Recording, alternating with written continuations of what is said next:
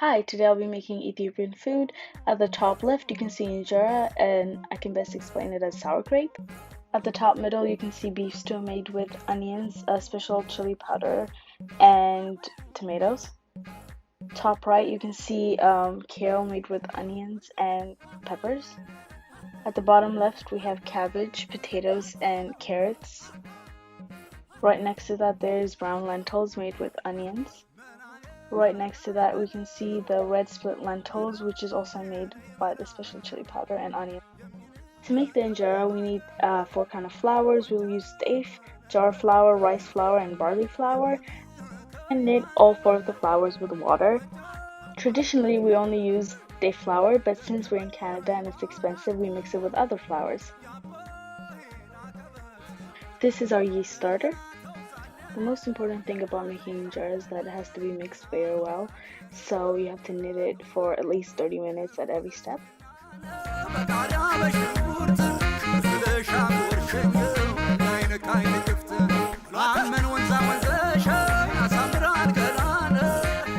Once I'm done knitting all the flours together, I am going to thin it out. It can be too thick or thin for the texture to work. We ferment this depending on the room temperature. If it's really warm, then we only ferment it for overnight. But if it is really cold, then we can ferment it for 2 to 3 days.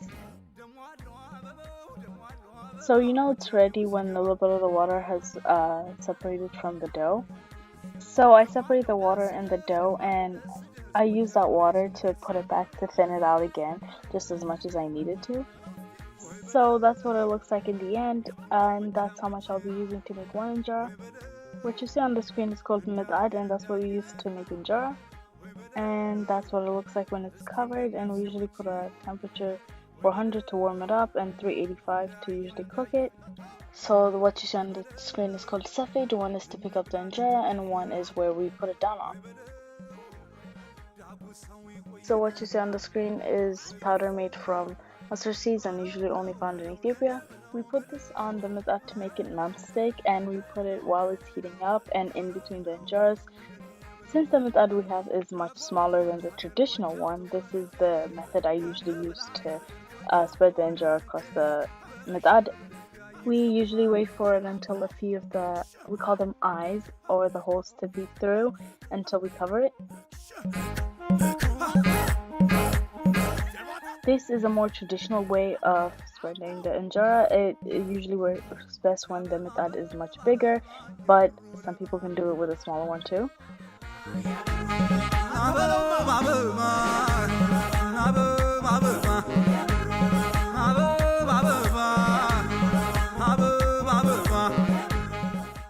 We know it's cooked when most of the steam is gone or a couple of minutes have passed, and we use the safed from earlier to take it out of the midad.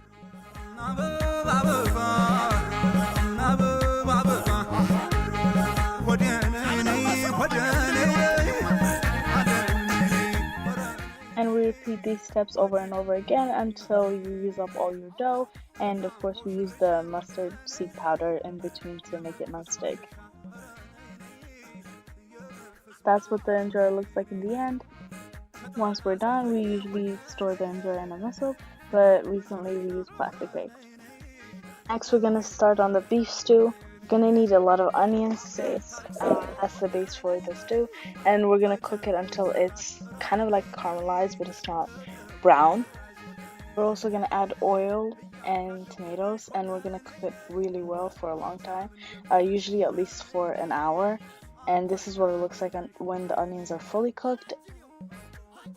And this is for the red lentils, which uses the same base as the beef stew. Here I'm cutting up the vegetables that's needed for our cabbage and potato side dish. Here I'm cutting up the carrots for our potato and cabbage side dish. The potatoes cook much faster than the carrots and cabbage, so we add that much later. So the video from here is actually 8 times the original speed. So at the bottom left, you can see me prepare the stew for the red lentils, which I add tomatoes, berbere, onions, some oil, and garlic. This has the same ingredients as the beef stew, but the beef stew has much more volume, so it takes a longer time to cook.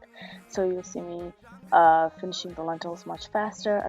And I finished the cabbage and potato side dish, and as you can see, I added the potatoes much later because it cooks much faster than the cabbage and carrots. So for our brown lentils, I already boiled them alone because they take much longer to cook, and now I'm cooking in the onions and mixing with the brown lentils.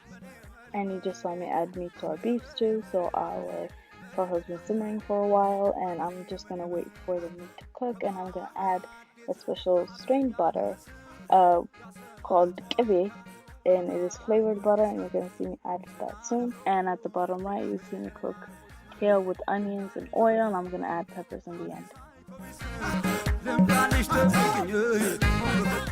So this is the end result, and this is how we serve them before everyone eats. And that's how you add the food onto the injera. You add a little bit of everything, or you can just pick whichever one you want and go from there. And you see me add yogurt in the end. It helps the food become less spicy. We would usually hand make it, but I could not do that right now.